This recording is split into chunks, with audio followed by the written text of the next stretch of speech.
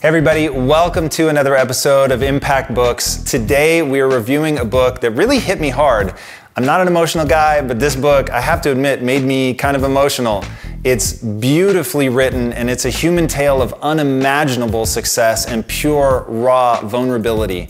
It's the autobiography of Phil Knight, the founder of Nike, and it's called Shoe Dog. Much love to Scribner on this one. I was not expecting this book to be as good as it is or to hit me as hard as it did, so thank you guys for helping to make this book actually happen. All right, impactful takeaway number one. Fear does not have to stop you. Knight openly talked about being afraid of things, and yet he just kept moving forward. Everyone told Knight that Nike was a crazy idea. Actually, back then it was called Blue Ribbon, and they were just reselling Japanese shoes, but nonetheless, people thought he was crazy because this was back in a day when running was anything but popular. In fact, it was considered so weird that runners were routinely in danger of having things thrown at them while they were running because people thought it was nuts that if you have a perfectly working car, why you would be out there running. So not letting other people's vision of the present or even the future dictate what you do is such a powerful thing for anybody out there, no matter what you're trying to do. I promise you, somebody somewhere thinks what you're doing is crazy. And you've got to be the one that has the vision to see things through. In fact, they say that vision is being able to hit a target that other people can't even see. So if there's something in your life that you really believe in, you've got to have the guts to go for it. And that was one of the most impressive things that I took out of this book, because we all know the tale of Nike. So as you're reading this and hearing this story about people thinking that he's out of his mind, you know where it ends up. You know that he ends up one of the richest human beings on the planet building this wildly impressive company. So keep that in mind the next time somebody tells you that you're out of your mind. All right, impactful takeaway number two. You don't need to know what you're doing to be successful. That's one of the things that I absolutely love about this book is Knight makes it abundantly clear that you don't always have to have a crystal clear vision for what you're trying to accomplish. And certainly you don't have to understand every step of the way to get there. You just need an absolute obsessive willingness to figure it out. Knight had no idea what he was doing in the beginning. He didn't know how to work with banks. He didn't know how to work with shoe manufacturers. He didn't even know how to sell. In fact, he absolutely hated selling. But his thing was he believed in what he was trying to build. He believed that the world would be a better place if people were running more.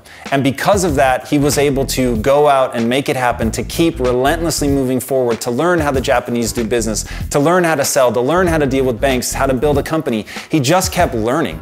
That was one of the things that really left an indelible mark on me, was going through that journey with him and watching him start out as somebody who was way in over his head, who was totally out of his depth, who didn't understand some of the most basic principles of what he was trying to accomplish. And yet that didn't stop him from building one of the most enduring companies that the world has ever seen. And entrepreneurs are always reaching out to me asking that. They don't know what to do. They don't know where to start. And what Knight makes very clear in this book is you just need to start, and you can figure out the rest along the way. All right, key takeaway number three, and this is a big one. If you're going through hell, keep going. Knight chronicles the unimaginable difficulties that he had building Nike, all the times where they almost went bankrupt, the time that his bank threatened to call the FBI on him for perceived wrongdoings. There were so many times where you feel that Knight is literally clinging on by his fingertips, and you think there's no way he's gonna make it. But you're reading it from the perspective of knowing exactly what they did with Nike. It is so potent to experience it all with him in real time, and that's one of the really amazing things about the book, is that it's written as if you're right there with him. And so for anybody that's trying to build something, you get this sense of solving problems. You get this sense of relentless forward momentum. You really feel the truth of Knight, that at his core, he's a runner.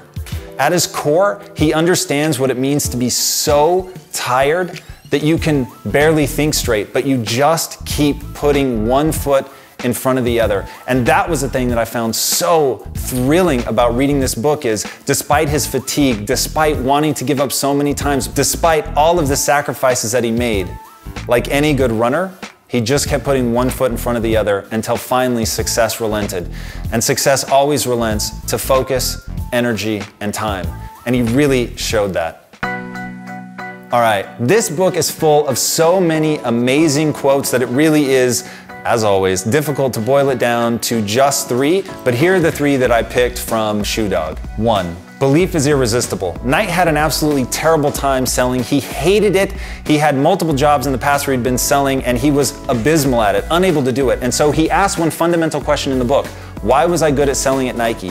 And what he realized was he really believed that if people ran every day that it would make the world a better place and that his shoes would make running a little bit better. And so the more he sold, the more that he really believed that he was doing something to push humanity forward. And that belief in what he was doing was what people wanted a piece of. That, at the end of the day, was what they were buying. All right, impactful quote number 2. This actually comes from an interview that he did, and I don't remember it being said exactly like this in the book, but the book resonates with this sentiment so powerfully that I had to pick it.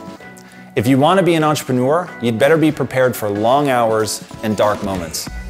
That really is the price of admission. If you want to build something, if you want to scale something, if you want to chase mastery and turn your passion into something that impacts the world, you've got to be prepared to work your ass off, and you've got to be prepared to fight through the times when things get really hard. And it is inevitable that things will get really hard. So reading this book and seeing such a powerful example of perseverance was amazing, absolutely intoxicating. All right, impactful quote number 3. The cowards never started and the weak died along the way. That leaves us, ladies and gentlemen, us. I absolutely love this quote. There are so many powerful concepts in the book, but that one, that most people never start, and those that give up along the way never make it to the finish line, is the most important thing that you can take away from this book. That was one of those ones that stopped me dead in my tracks. Because it's a question of identity. Who do you want to be? Do you want to be strong enough to start? Then you start. You're never going to feel strong enough. And that's the amazing thing about the book is he's totally vulnerable. He opens up. He lets you know how scared he was the entire time. But he had the strength and the conviction to start. And you just have to start. And then like anything, of course, there were times, well-documented times, where he wanted to give up, but he didn't. He kept pushing forward. That, to me, is the central theme of this book. And if you're going to take away anything from it, take away that. And that brings me to the last thing I want to talk about, which is how I plan to use this book in my own life. Whenever I'm reading a book, that's what I'm looking for. I want to know, how am I actually going to use this? How am I going to make use of this time? Reading a book takes a lot of time, so there's got to be some payoff. And the thing that I got out of this book was exactly that. It's about the journey. It's about the time. It's about the investment. And every bit of investment that you put in this book, you'll be rewarded for seeing such an incredible example of what it means to keep going. And as cheesy as it is to say that it's about the journey, things become cliche precisely because they're true. This book was an unbelievable reminder that sometimes your biggest strength is a willingness to be vulnerable and really look at yourself without the filter of self-delusion. And yet, despite that, sometimes what you need is enough naivete to believe that you can actually do what you've set out to do. And it's that contradiction which makes this book so powerful. All right, guys, as always, there are many amazing concepts, quotes, and impactful takeaways from this book that I haven't mentioned here. So be sure to go to impacttheory.com for more quotes, insights, rants, all the amazing, powerful takeaways that you could possibly want and that you can put to immediate use in your life. All right, before I go, I want to leave you with one last quote. And those who urge entrepreneurs to never give up, charlatans. Sometimes you have to give up. Sometimes knowing when to give up, when to try something else is genius. However, ... For the rest of that quote, you guys are gonna have to go read the book, and trust me, it is well worth reading. All right, guys, this is a weekly show, so be sure to subscribe. And until next time, my friends, be legendary. Take care.